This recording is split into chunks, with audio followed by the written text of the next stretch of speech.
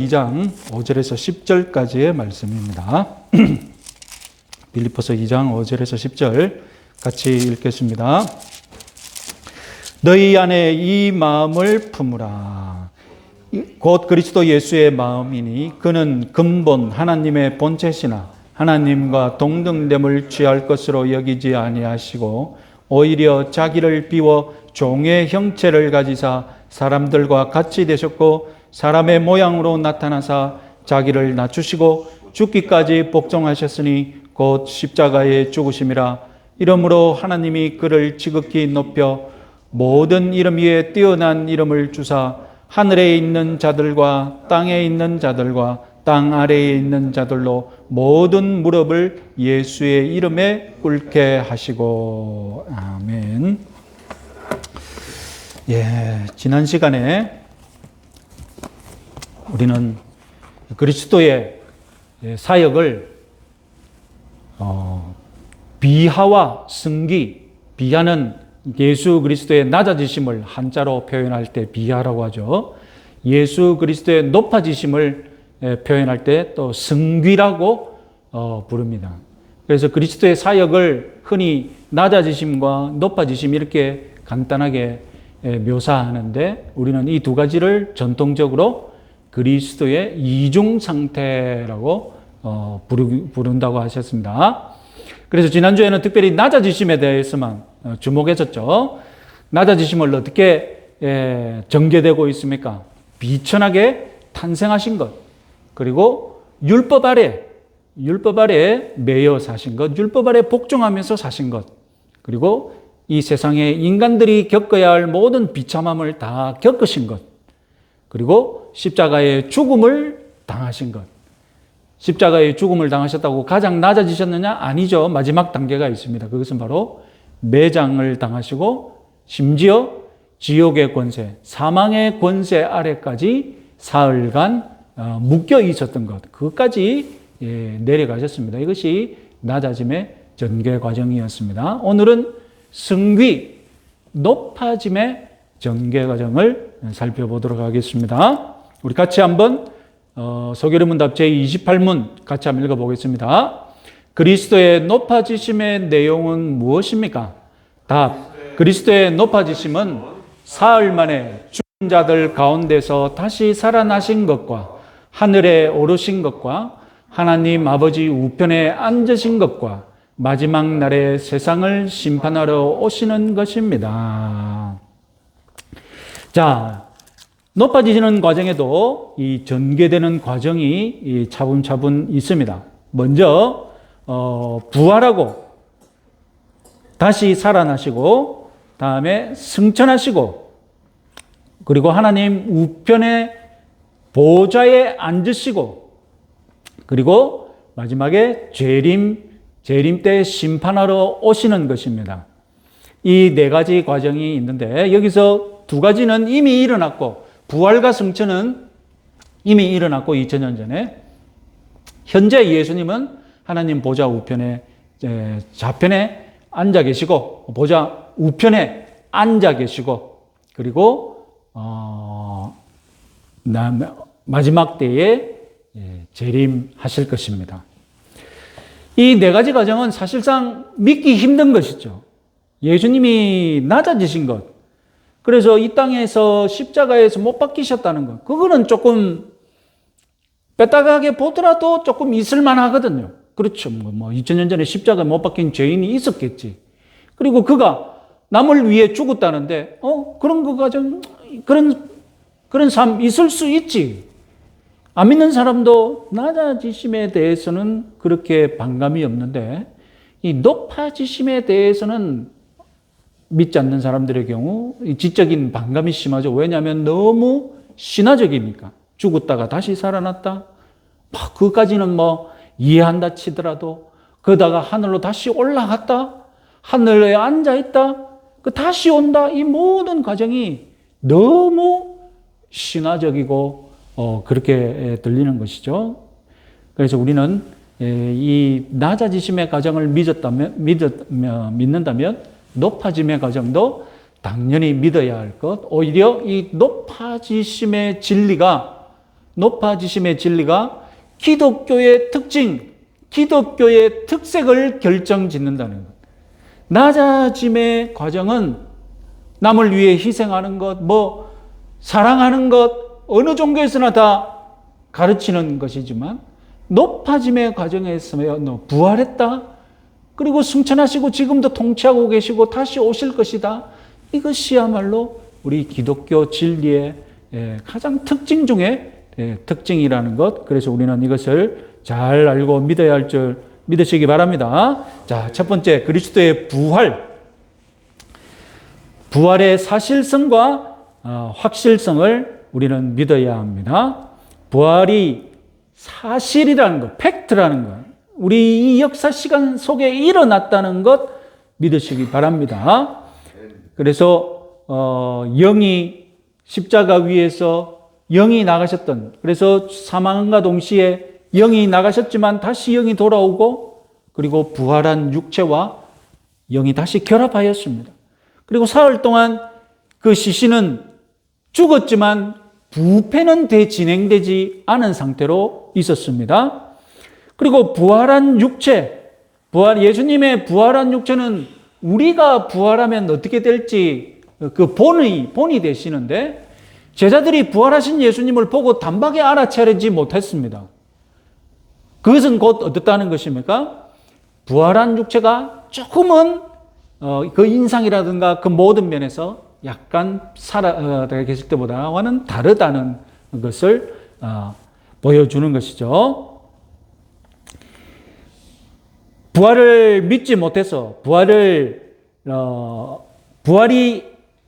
대신 부활은 아마 이런 것이다라고 제시하는 것이 있죠. 예수님은 겉보기에 죽은 것이지 사실은 죽지 않고 의식을 잃은 상태다. 그래서 무덤 속에서 다시 의식을 되찾은 것이다. 이런 겉보기 사망론이죠. 그리고 환상론은 무엇입니까? 그것은 제자들이 부활에 대해 환상을 가지고 있었다는 것이죠. 신화론, 부활은 신화다는 것이고, 메시지 안에 살아있는 예수, 이것은 무슨 말입니까? 메시지 안에서만, 부활이라는 메시지 속에서만 예수님이 살아있는 것이지 실제로 예수님이 부활했다는 말은 아니라는 것입니다. 그리고 우리 마음속에 살아계신 예수님이 육체적으로 부활한 것이 아니라 제자들 마음속에 살아계셨기 때문에 그것을 부활로 믿었다. 그것을 부활로 표현했다. 이런 식으로 부활을 다 육체의 부활을 다 부인하는 것이죠. 예수님은 우리 육체의 부활을 하셨음을 믿으시기 바랍니다. 그리고 우리도 육체의 부활을 할 것을 믿으시기 바랍니다. 부활이 얼마나 우리 기독교에 중요하느냐. 첫 번째, 우리 기독교 예배 전통에 있어서 가장 중요하죠. 왜냐하면 이 부활절이야말로 우리 기독교 절기의 핵심이죠. 우리 기독교 절기의 시작은 주일이지 않습니까? 유대인들의 절기의 시작이 안식일이듯이 안식일을 7일 동안 지키는 것이 3대 절기거든요. 안식일날 아무것도 하지 않지 않습니까? 그럼 이 안식일을 일주일 내에 지키는 것이 무엇이냐면 무교절, 77절, 장막절, 이제 그것이 되는 겁니다. 그래서 안식일이 절기의 기본이고, 이 안식일을 7번 지키는 것이 3대 절기고, 이렇게 됩니다. 마찬가지로 우리 기독교도 안식일을 지키되 이 안식일을 어떻게 해버린 것입니까? 부활한 날로 우리는 바꿔버렸습니다. 영적인 부활, 영적인 안식이 진정으로 부활 때문에 우리가 누릴 수 있기 때문에, 그래서 안식일 다음 날 제8일, 제7일이 안식일이라면, 유대인 달력 중에 제7일이 안식일이라면 예수님은 안식일 다음 날 제8일에 부활하셨거든요. 그래서 제7일이 토요일이죠. 제7일이 토요일이고, 지금 달력을 보시더라도 일주일의 끝이 무슨 자리가 옵니까? 일요일이 옵니까? 토요일이 옵니까?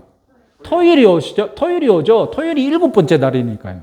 토요일이 7번째 날이니까 일주일의 끝이 토요일이고, 그리고 일주일의 시작이, 첫째 되는 시작하는 제8일이 되는 날이 빨간 날, 이제 안식일이지 않습니까? 그래서 제7일 안식일을 그대로 지키자는 개신교가 있죠. 제7일 안식일을 그대로 지키자. 그것이 바로 안식교죠. 제7일 예수 재림교, Seventh Day Adventist 이래가지고 줄이면 뭡니까? SDA가 되죠. 그래서 여러분 위생병원, SDA에서 운영하는 위생병원은 어떻습니까? SDA에서 운영하는 위생병원은 특징이 뭡니까? 주일날 병원 문을 열죠. 그래서 주일날 아프시면 위생병원 가면 됩니다. 제가 옛날에 부산에 살 때 우리 마을 위에 위생병원이 있었는데 얼마나 편한지 막 주일날 아파도 문 열고 있는 병원이 있으니까 그거 가시면 됩니다. 자, 그러면 여기서 또 한 가지 주목할 점은 이제 이 부활절이 너무 중요하니까 중세 기독교인들이 무엇을 발전시켰습니까? 이 부활, 그 십자가 고난받고 부활하는 이 절기를 지키기 전에 우리가 40일 동안 준비하자. 40일 동안 준비하자고 해서 사순절을 이제 추가했죠. 그래서 우리가 개인적으로 내가 부활을 뜻깊게 맞이해야 되겠다. 이래서 개인적으로 사순절을 지키는 건 덕이 되겠지만 교회에서 강제적으로 사순절을 강제하는 것은 과잉절기죠. 과잉절기입니다. 우리 원래 개혁신학에서는 사순절을 지키지 않습니다.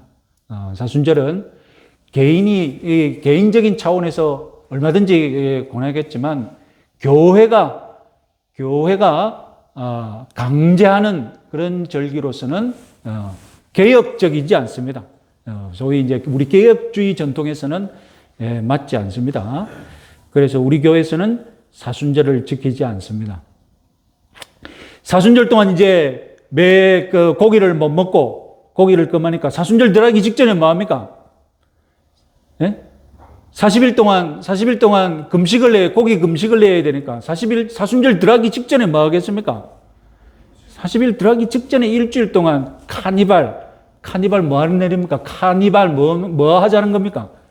육식하자는 거 아닙니까? 육식하자. 고기 먹자. 그래서 사순절 들어가기 전에 사육제를 하지 않습니까? 사육제. 고기에 감사하는 주간이라고. 감사할 사자에 고기 육자를 써서 사육제. 그래서 하나님이 우리에게 고기 주셨으니 실컷 먹고 일주일 동안 고기 실컷 먹고 이제 앞으로 40일 동안은 고기 먹지 말자. 그래서 거기서 카니발 전통이 다 놓은 거 아닙니까? 그래서 우리는 그런 사순절 지키지 않습니다. 다음에 이 부활이 얼마나 중요한지 신학적인 중요성을 한번 생각해 보면요. 부활이 없었다면 무슨 일이 벌어질지, 우리가 부활 없는 신앙을 가지고 있다면 우리의 신앙이 어찌 될지 한번 생각해 보면 간단합니다. 부활이 없었다? 그러면 우리가 사망에서 해방되었다고 복음을 전파하는데 우리가 죄의 싹은 뭐라고요? 죄의 싹은 사망이라고 하지 않습니까? 우리가 죄 때문에 사망한다고 했는데 그리고 우리가 복음 전하는 게 무엇입니까? 죄로부터의 해방, 죄로부터의 해방인데 예수님이 우리를 죄에서 해방시켰다고 하는데 그래서 우리가 새로운 생명을 누리고 있다고 하는데 정작 예수님이 사망에 갇혀 있다? 정작 예수님이 사망을 극복하지 못했다? 그러면 죄에 관한 모든 이 복된 소식이 다 의심에 죄에 관한 우리가 모두 선포하는 모든 복음이 다 근거가 희박해진다는 것입니다. 죄를 극복 못한 주 예수 그리스도가 우리에게 죄로부터 해방을 선물한다고? 사망에서부터 해방되었다고 그 선물하는 걸 우리가 믿어야 한다고? 정작 자신은 사망을 극복 못했는데.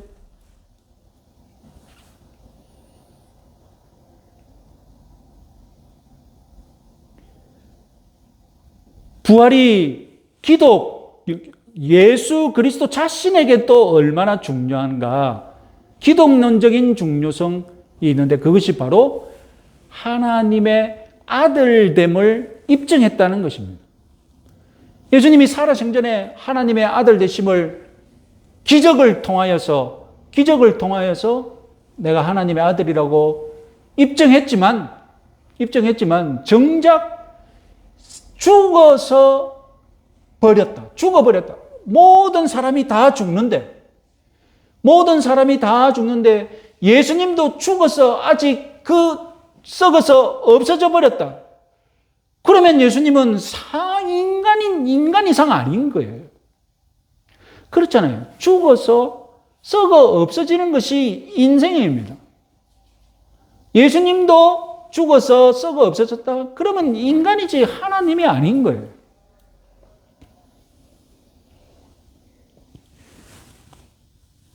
그래서 예수님 자신에게 내가 하나님의 아들임을 입증하는 최고의 증거가 무엇이냐? 죽음에서 다시 일어났다는 것입니다. 마지막으로 구원론적으로 우리가 구원을 얻는다는 것에서 이 부활은 어떤 의미가 있느냐? 만약에 부활이 없었더라면 예수님이 나사렛 예수가 진짜 자기 죄 때문에 죽었는지 아니면 우리를 위해서 죄가 없는데 우리를 위해서 대신 죽었는지 어떻게 알겠습니까? 예수님이 부활하지 않았다면 자기 죄 때문에 죽었는지 몰라요. 그런데 부활은 뭘 입증합니까? 부활은 이 죽은 사람이 죄가 없이 죽었기 때문에 하나님이 도저히 죽음 가운데 내버려 둘 수 없기 때문에 무죄한 죽음이기 때문에 하나님이 살리셨다는 그런 증거가 됩니다. 그래서 부활이야말로 예수님이 자기 죄 때문에 죽은 것이 아니라 나의 죄, 우리들의 죄 때문에 죽으셨고 그리고 나를 위해 다시 살아났다는 최고의 증거인 것을 믿으시기 바랍니다. 다음 파워포인트 보겠습니다. 자, 두 번째 예수 그리스도의 승천에 대해서 생각해 보겠습니다. 승천도 우리가 중요한 구속 사건입니다. 중요한 구속 사건이라는 것은 무슨 말이냐면 예수 그리스도께서 십자가에 죽은 것만 우리를 구원하는 구속 사건이다. 그것이 아니라 십자가에서 죽은 것, 그리고 부활하신 것, 그리고 승천하신 것, 이 모든 일련의 과정이 다 우리의 구원을 위해 필히 하셔야 할 일이었다는 것입니다. 그래서 우리는 생전에 예수님이 죽으신 그 십자가의 고난 주간과 그리고 부활절을 집중적으로 주목하고 지키지 승천한 것에 대해서는 별로 주목하지 않습니다.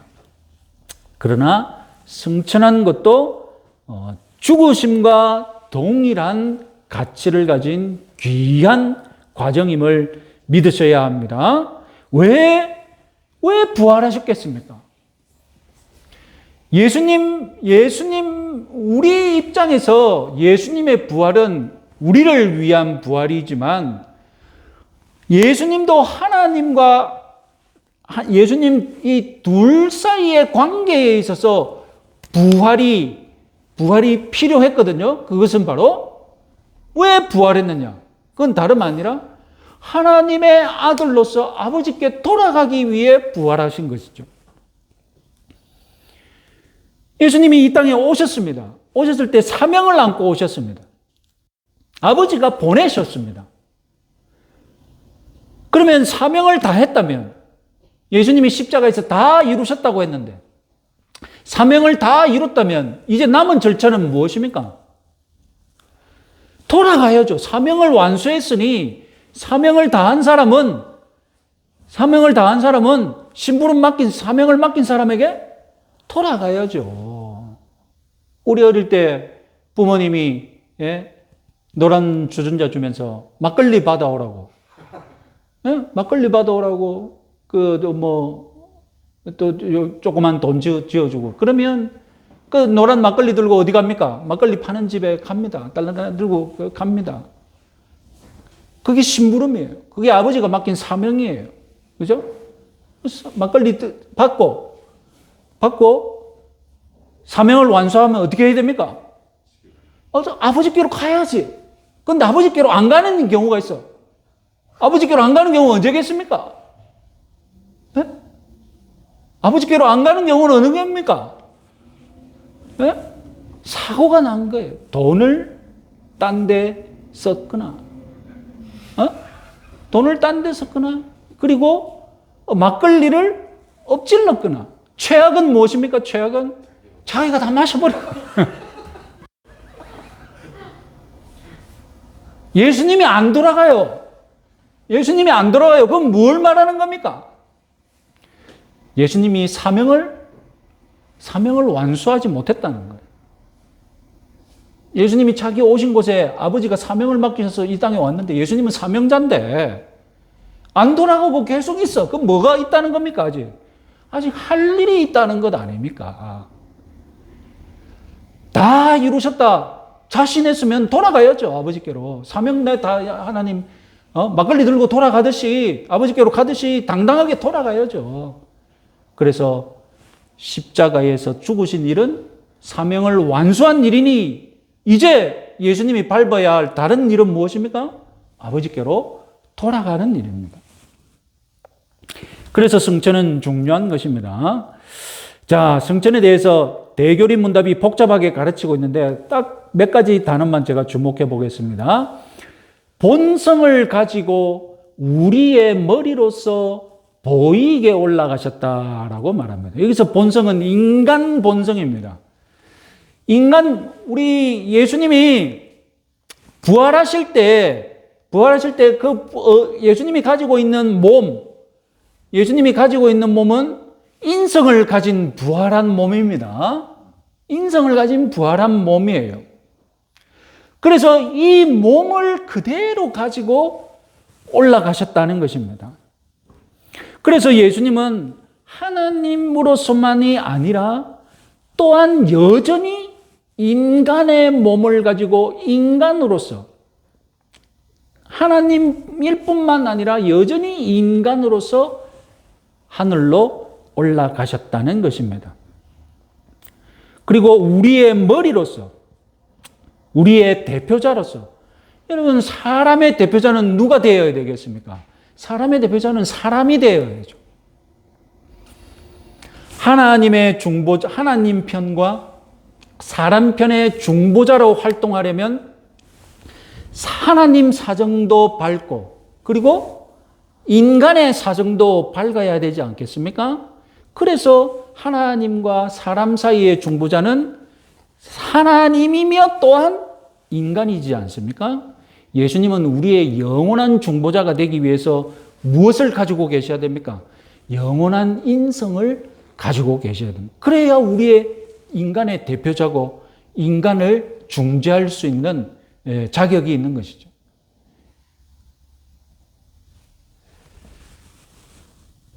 예수님은 40일 동안 제자들과 함께 지내시다가 제자들이 보는 가운데 12명일 뿐만 아니라 12명 이상의 수많은 사람들이 예수님이 승천하는 과정을 목격했습니다. 그것은 무엇을 뜻하느냐? 이 승천이 환상이 아니라는 것입니다.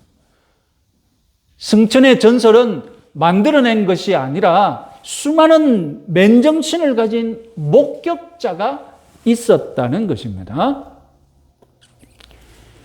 자, 승천에 대해서 마지막으로 우리가 승천의 중요성을 다시 한번 생각해 보면 기독론적인 측면에서, 그리스도론적인 측면에서 승천의 중요성은 아들이 어떻게 하는 것이라고요? 아들이 아버지 품으로 돌아가는 것입니다. 사명을 맡은 아들이 사명을 완수하고 이제 사명을 맡긴 아버지께 돌아가는 것입니다. 그리고 구원론적인 측면에서 예수님은 승천하시면서 무엇을 약속하셨습니까? 내가 떠나가는 것이 너희들에게 더 유익하다. 왜요? 왜 예수님이 떠나가는 것이 더 유익합니까? 예수님이 남으셔서 제자들과 있는 게 더 유익하죠. 예수님이 몸을 가지신 분이시지 않습니까? 인간의 몸을 가지신 분이십니다. 그러면 예수님은 한 곳에서만 계실 수 있습니다. 만약에 예수님이 팔레스타인에서 계속 살아 제자들과 지냈다면 우리가 예수님을 만나기 위해서는 어떻게 해야 됩니까? 그 당시 예수님을 만나기 위해서는 어떻게 해야 됩니까? 예수님을 만나기 위해서는 반드시 팔레스타인에 다 가야죠. 예수님이 있는 그곳에. 그래서 예수님이 이제 인간의 몸을 가지신 한 예수님은 항상 어느 한 곳에 머물 수밖에 없기 때문에 예수님을 만나는 방법은 무엇만 가능합니까? 예수님을 직접 찾아가는 것밖에 되지 않습니다. 결국 소수의 무리만 유익하죠. 예수님과 함께 있는 그 그룹만 예수님이 함께 하심으로써 유익하겠죠. 그래서 예수님은 어떻게 하시겠습니까? 이제 복음은 어떻게 할 건데? 이제 복음은 온 세계에 퍼져나갈 건데 온 세계에 퍼져 있는 사람들이 예수님의 가르침과 예수님의 인도함을 받아야 되는데 예수님과 동행함을 누려야 되는데 예수님이 선택한 방법은 무엇입니까? 예수님은 하늘로 올라가셔서 승천하시고 누구를 대신 보내는 것입니까? 성령님, 인간의 몸이 없이 신비하게 모든 동시에 수많은 성도들과 동행 동거할 수 있는 성령을 보내신 것입니다. 그러니 예수님이 이 땅에 있는 것보다 예수님은 올라가시고 성령님이 우리와 함께하는 것이 더 유익하죠. 왜냐하면 더 많은 사람들이 동시에 하나님의 존재를 누릴 수 있기 때문에 하나님의 동행하심을 누릴 수 있기 때문에 예수님이 올라가시고 성령님이 내려오신 것이 유익한 줄 믿으시기 바랍니다. 자, 세 번째로 하나님 우편에 앉으심에 대해서 생각해 봅니다. 여러분, 우편은 오른손이 있는 것을 우편이라고 하지 않습니까? 해가 뜨는 방향을 또 동편이라고 하고 그렇게 하듯이 우리가 우편이라고 할 때는 내 오른손을 기준으로 해서 우편이라고 하는데 그런데 여러분 하나님께 오른손이 있습니까? 하나님께 오른손이 없잖아요. 하나님은 손을 가지신 분이 아니십니다. 하나님께 보좌가 필요할까요? 하나님께 보좌가 필요할까요? 보좌는 육신을 가진 사람들이 앉는 자리이지 않습니까? 하나님께 보좌가 필요한 분이 아니십니다. 하나님은 몸이 없는 영적인 분이시기 때문입니다. 제가 몇 번 한번 말씀드린 적이 있지만 우리 생명책에 관하여서 한번 말씀드린 적이 있죠. 간단하게 말씀드리면 천국에는 도서관이 있을까요? 없을까요? 생명책을 보관하는 도서관이 있을까요? 없을까요? 하나님께서 기억력이 없어가지고 책에 다 기록해 놨다가 기력이 가물가물해가지고 책 가져와봐라 이래가지고 책 펴놓고 이때 네가 이 일을 했지. 하나님 그런 분이시지 그런 분이 아니십니다. 그죠? 생명책은 하나님이 꼭 기억하고 있다. 절대 잊어버리지 않는다. 반드시 기억한다는 그 사실을 어떻게 한 것입니까? 상징적으로 표현한 것이 생명책에 기록했다는 표현입니다. 생명책에 기록했다는 것은 하나님이 내 기억을 지워버리지 않으실 것이라는 그 사실을 강조하기 위해서, 상징하기 위해서 하는 것이죠. 마찬가지로 하나님 우보좌, 좌우에 보좌가 있고 하나님 가운데 보좌에 앉아서 하나님이 통치하신다. 이것은 상징적인 표현인데 보좌에 앉는다. 이 말은 무엇을 상징합니까? 다름 아니라 왕의 신분으로서, 왕의 권세로 어떻게 한다는 것입니까? 등극해서 통치 중이다라는 것입니다. 통치자가 되었다라는 것입니다. 그래서 보좌 우편 보좌에 좌정하셨다는 말은 이제 등극하셔서 통치 중이다라는 것입니다. 자, 여러분 상식적으로 생각해 보세요. 사명을 다 완수했습니다. 사명을 완수했으면 어떻게 하겠습니까? 내가 사명을 다 했다고 알려라. 알립니다. 그러면 아버지가 어떻게 하겠습니까? 본국에서 어떻게 합니까? 사명을 다 완수했대요. 전쟁에서 승리했대요. 그러면 어떻게 합니까? 환송식을 준비하겠죠. 로마 시민 같은 경우 로마의 장군이 아프리카로 가가지고 큰 전쟁을 승리를 했대. 그래서 그 장군이 로마로 귀환한대. 그러면 로마 시민들이 어떻게 하겠습니까? 성대하게 개전식을 열겠죠? 그죠? 성대하게 개전식을 열 겁니다. 예수님이 승천하는 과정이 무엇입니까? 예수님이 승천하는 과정이 바로 개전식을 열어서 예수님을 영접하는 것이죠.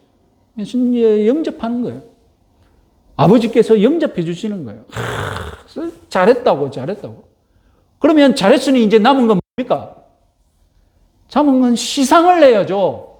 일을 잘했고 100% 완수를 했다면 심부름을 맡긴 사람이 어떻게 해야 됩니까? 시상을 내야죠. 상을 줘야죠. 그래서 예수님의 아버지가 아들에게 어떻게 하는 겁니까? 이제 나와 함께 어떻게 하자고요? 나와 함께 통치하자. 공동 통치자로 이 아들을 왕으로 세우는 거예요. 자리에 앉으라고. 그래서 보좌에 앉히심으로써 이제 아들은 왕 같은 존재가 되어서 통치권을 가지게 되는 것입니다. 그래서 우리가 높아짐, 예수님의 승기는 한마디로 뭐라고요? 등극입니다. 등극한다고 하지 않습니까? 왕이 등극하는 과정이라고. 왕자가 사명을 마쳤어요. 이 사명을 완수하면 왕이 될 자격이 있다는 걸 보인 거예요. 그래서 이제 왕의 자격을 입증한 이 왕자를 왕이 어떻게 하는 겁니까? 불러들여서 이제 오는가 즉시 어떻게 한 겁니까? 왕의 자리에 앉히는 거죠. 그래서 부활하고 다음에 승천하고 그리고 우편 보좌에 앉는 것, 이것은 전체 어떤 과정이라고요? 왕으로 등극하는 과정이다. 이렇게 믿으시기 바랍니다. 자, 마지막으로 대교리문답 55문, 대교리문답은 아주 의미 있는 문항을 만들어 놓았습니다. 대교리문답 55문 같이 한번 읽어보겠습니다. 그리스도는 어떻게 중재하시는가? 지금 하늘에서 어떻게 중재하시는가를 묻는 것입니다. 답 같이 한번 읽어보겠습니다. 그리스도는 하늘에서 지상에 있는 동안 그의 순종과 희생의 공로에 의지하여 우리의 본성을 가지고 계속 아버지 앞에 나타나 그것을 모든 신자에게 적응시키려는 그의 뜻을 선포하고 신자들에 대한 모든 정죄를 답변하며 신자들에게 양심의 평정과 날마다 실패함에도 불구하고 은혜의 보좌에 담대하게 나아감과 신자의 인격과 봉사의 수납을 확보해 줌으로써 중재하신다. 좀 옛날 문장이라서 어렵게 번역이 되었는데요.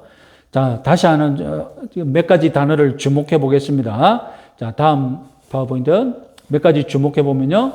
지상에 있는 동안 그의 순종과 희생의 공로에 의지하여서 예수님이 천상에서 하나님 보좌 우편에 앉아 있을 수 있는 자격이 무엇이냐? 그 근거가 어디에 있다고요? 다름 아니라 지상에서 사명을 완수한 것이라는 것입니다. 사명을 완수한 덕분에 그 공로에 의지해서 지금 우편에 앉아 있다는 것입니다. 다음 단어, 우리의 본성을 가지고, 이것은 어떤 본성을 가졌다는 말입니까? 우리 인간성, 하나님이시지만 천상에서도 어떻다고요? 천상에서도 우리 인성을 계속 가지고 있다는 것입니다. 그래야 무슨 노릇 할 수 있다고요? 우리 인성을 가지고 있어야 누구를 위해 일할 수 있다고요? 우리 인간의 대표, 우리 인간의 머리가 될 수 있는 거예요. 말했잖아요. 하나님과 인간 사이의 중보자는 하나님 사정도 밟고 또 인간의 사정도 밟아야 된다고. 그래서 하나님의 본성도 가지시고 인간의 본성을 가지시고 이 두 가지 본성을 그대로 가지시고 지금 천상에 계시다는 것입니다. 아주 중요한 문장이 있는데 신자들에 대한 모든 정죄를 답변하며 우리가 어떻게 죄 지었는지 이 죄에 대해서 어떻게 변호할지 예수님이 지금 하나님 우편에서 그 일을 한다는 거예요. 그래서 우리는 천상에 우리의 변호사를 하나님 옆에 두고 삽니다. 우리를 변호하실 변호사가 지금 하나님 옆자리에 앉아서 우리를 위해 변호하고 계심을 믿으시기 바랍니다. 다음, 신자들의 양심의 평정과 날마다 실패함에도 불구하고 은혜의 보좌에 담대하게 나아감과 우리에게 죄를 지었음에도 불구하고 하나님 우편에서 열심히 우리를 변호해 준 그 덕분에 우리가 무엇을 누린다고요? 우리가 양심의 평화를 누릴 수 있다는 거예요. 그리고 날마다 실패함에도 불구하고 은혜의 보좌에 담대하게 나아가게 할 수 있다는 거예요. 부족한데 죄 지었는데 누구 때문에 나아갈 수 있습니까? 예수님이 옆에서 우리를 변호해 주시기 때문에. 누가 저 하나님 앞에 나오면 안 됩니다. 저는 죄인입니다. 저렇게 더러운 놈년이 어떻게 하나님 앞에 나옵니까? 그러면 옆자리에서 가만히 있습니까? 예수님이 어떻게 하신다고요? 우리를 변호해 주시는 거예요. 나올 수 있습니다. 하나님이 나올 수 있습니다. 충분합니다. 믿음이 있고 내가 보증합니다. 그래서 우리는 예수 그리스도 안에서 하나님 앞에 담대하게 나아갈 수 있습니다. 마지막으로 신자의 인격과 봉사의 수납을 확보해 줌으로써 이 말은 무슨 말이냐? 우리 인격 자체가 지금 죄에 물들었는데 우리 인격 자체가 지금 타락했는데 우리의 봉사, 하나님 앞에서 예배 드리는 것, 이 모든 것이 죄된 것으로 이미 흠을 가지고 있는데 단지 무엇 때문에요? 예수 그리스도 안에 있다는 것만으로도 우리 이 타락한 예배, 이 타락한 몸이 드리는 헌신, 이 모든 것 다 어떻게 된다고요? 받아주시는 거죠. 받아달라고 우리 변호사가 하나님 옆에서 자꾸 설득하니까. 그래서 히브리서 4장 15절 16절 말씀 우리 같이 한번 읽어보겠습니다. 히브리서 4장 15절 16절 우리에게 있는 대제사장은 우리의 연약함을 동정하지 못하실 리가 아니요 모든 일에 우리와 똑같이 시험을 받으신 이로되 죄는 없으시느니라. 그러므로 우리는 긍휼하심을 받고 때를 따라 돕는 은혜를 얻기 위하여 은혜의 보좌 앞에 담대히 나아갈 것이니라. 누구 때문이라고요? 지금도 하나님 우편에서 우리를 위해 중보하고 계시는 대제사장 때문입니다. 마지막으로 재림과 최후 심판 간단하게 말씀드리면 지금 현재는 예수님이 영적으로 통치하고 계신데 최후 심판은 어떤 때입니까? 이 영적 통치가 어떻게 되는 겁니까? 지상으로 내려와 가지고 지상의 통치가 되고 그리고 정치적인 통치가 되고 모든 완벽한 통치가 이루어지는 것이 재림과 최후 심판인 줄 믿으시기 바랍니다. 자, 마지막으로 간단하게 요약을 하면요. 높아지심의 특징은 무엇이냐? 높아지심은 예수 그리스도 입장에서는 다 수동으로 기록되었다는 것입니다. 앞서 지난주에 배웠던 낮아지심의 특징은 무엇이냐? 예수 그리스도가 한다라고 기록했는데 예수 그리스도께서 능동적으로 낮아지셨는데 이 높아지는 과정은 예수님은 가만히 있고 어떻게 되는 거라고요? 하나님이 행하셔서 예수님 입장에서는 다 가만히 있는데 어떻게 하는 거예요? 다 당하는 일이에요. 수동이란 말입니다. 이것이 높아짐의 수동입니다. 이것은 하나님이 예수님을 그렇게 하신다는 거예요. 자, 부활을 예를 들어 봅시다. 부활은 복음서나 사도행전을 보면 예수님이 일어나셨다라는 기록이 더 많습니다. 예수님이 일어남을 당하셨다는 표현도 있지만 예수님이 일어나셨다. 능동. 예수님이 하는 것이죠. 예수님이 일어나셨다. 부활을 헬라어 그대로 번역하면요. 그런데 그것은 복음서와 사도행전에는 예수님이 일어나셨다는 능동적인 표현이 많고 서신서로 가면 신약성경 뒤편으로 가면 예수님이 일어남을 당하셨다라고 수동의 표현이 더 많습니다. 이것은 왜 그렇게 되느냐? 복음서와 사도행전은 일어난 일을 이야기하는 역사서에 가깝잖아요. 그죠? 역사를 쓰는 글에 가깝거든요. 그러면 예수님의 부활한 것을 사람이 딱 보면 그걸 어떻게 기록해야 되겠습니까? 눈에 보이는 대로 기록하죠? 눈에는 어떻게 보였습니까? 예수님이 일어나신 거예요. 그런데 가만히 생각해 보니까 예수님이 어떻게 해서 일어나셨지? 아니, 사람이 일어나면 안 죽은 거잖아. 안 죽었으니 일어나는 거잖아요. 죽었으면 일어날 리가 없는데? 그러면 어떻게 해석하는 것입니까? 예수님은 하나님이 살리셨구나. 예수님은 일어남을 당하셨구나. 그래서 복음서와 사도행전, 신약성경 초반에는, 신약성경 전반에는 예수님이 일어나셨다라고 보이는 대로 부활을 표현했다면 나중에 신약성경 후반에는 예수님이 일어난 것을 조금 더 생각해 보니까 그것은 뭐라고요? 그것은 예수님 스스로가 살아 있어서 일어난 것이 아니라 하나님이 일으키신 것이다. 하나님이 행하셨고 예수님은 그냥 일으킴을 당한 것이다. 수동으로 표현한 것입니다. 이것이 높아짐의 비결입니다. 높아짐의 비밀입니다. 모든 높아짐은 다 하나님이 주도하셔서. 왜요? 아까 말씀드렸듯이 사명을 완수했으니 이제 누가 무슨 일을 해야 할 차례입니까? 사명을 완수한 아들을 어떻게 해야 됩니까? 아버지가 불러들여서 아버지가 시상을 해야 되겠죠? 아버지가 아들을 왕에 앉히는 거예요. 그래서 능동적으로 낮아지신 예수님을 이번에는 능동적으로 누가 높이신다고요? 능동적으로 아버지가 아들을 높이신 줄 믿으시기 바랍니다. 그래서 단순하게 낮아지신 아들, 그리고 아들을 높이신 아버지. 이것이 바로 높아짐의 특징인 줄 믿으시기 바랍니다.